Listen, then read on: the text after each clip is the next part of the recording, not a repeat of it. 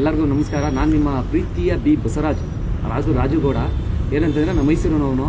ನಾನು ಒಂದು 7-8 ಸೀಸನ್ನಿಂದ big boss ಹೋಗ್ಬೇಕಂತ ತುಂಬ ಆಸೆ ಪಟ್ಕೊಂಡಿದ್ದೆ. ಬಟ್ ಆಗಲಿಲ್ಲ. ಏನಂದರೆ ಕಾರಣ ಎಲ್ಲಿ ಹೋಗ್ಬೇಕು ಏನು ಮಾಡಬೇಕು ಅಂತ ಹೇಳ್ತಿರಲ್ಲ. ಆದರೆ ಇವಾಗ ಒಂದು ಬಿಗ್ ಬಾಸ್ ಎಲ್ಲರನ್ನೂ ಪಬ್ಲಿಕ್ ಅವ್ರನ್ನ ತಗೋಬೇಕು ಅಂತ ಹೇಳೋದ್ರಿಂದ ನಾನು ಒಂದು ಬರಬೇಕಂದ್ರೆ ನಂದು ಒಂದು ಏನಾರ ಒಂದು ಕಂಟೆಂಟ್ ಇರಬೇಕು ಅಂದರೆ ಒಂದು 4 ಸಿನಿಮಾ ಮಾಡಿದ್ದೀನಿ ನಾನು. ಆ್ಯಕ್ಚುಲಿ ಒಂದು ಪಪ್ಪಚಿರ ಅಂತ ಒಂದಿದೆ, ಮಳೆಗಾಲ ಅಂತಿದೆ, ಅಪ್ಸರೆ ಅಂತಿದೆ, ಇನ್ನೊಂದು ಬರುವಂಥ ಸಿನಿಮಾ ಮುಂದೆ RIP ಅಂತಿದೆ. ಬಟ್ ಮೂರು ಸಿನಿಮಾ ರಿಲೀಸ್ ಆಗಿದೆ.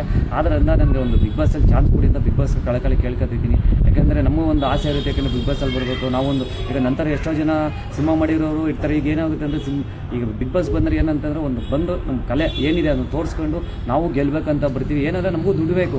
ಈಗ ಪ್ರತಿಯೊಬ್ಬರು ಬರೋದು ಒಂದು ಕಂಟೆಂಟ್ ಇಟ್ಕೊಂಡು ಅವ್ರದ್ದೊಂದು ಪ್ಲ್ಯಾನ್ಗಳು ಏನೇನೋ ಒಂದು ಇರುತ್ತೆ.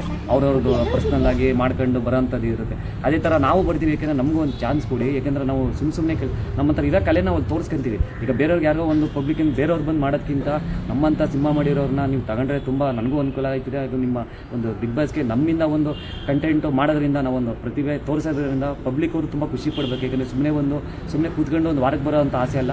ನಾನು ಇದ್ರ ಕೊನೆಯವ್ರಿಗೂ ಇರಬೇಕು, ಅಲ್ಲಿ ಆಮೇಲೆ ಗೆಲ್ಲಬೇಕು. ಆ ದುಡ್ಡು ಬರೋ ಅಂಥದ್ರಲ್ಲಿ ನಾನು ಮಾಡಿಕೊಂಡು ನಾನು 4-5 ಜನಕ್ಕೆ ಸ್ವಲ್ಪ ಬಡವರೊಳಗೆ ಹೆಲ್ಪ್ ಮಾಡಬೇಕು ಅನ್ನೋ ಒಂದು ಆಸೆ ಇದೆ. ಬರೀ ಒಳಗಡೆ ಬರಬೇಕು ಅಂತಿಲ್ಲ, ದುಡ್ಡು ಗೆಲ್ಲಬೇಕು. ಆ ಗೆಲ್ಲಬೇಕಂದ್ರೆ ನನ್ನ ಹತ್ರ ಏನಿದೆ ಅನ್ನೋದನ್ನ ತೋರಿಸ್ಬೇಕು ಅನ್ನೋಕ್ಕೋಸ್ಕರ ನಾನು ಬಿಗ್ ಬಾಸ್ಗೆ ಚಾನ್ಸ್ ಕೇಳ್ಕೊತೀನಿ. ಬಿಗ್ ಬಾಸ್ ಅವರು ದಯವಿಟ್ಟು ನನಗೊಂದು ಚಾನ್ಸ್ ಕೊಡಿ ಅಂತ ಕೇಳ್ಕೊತಿದ್ದೀನಿ.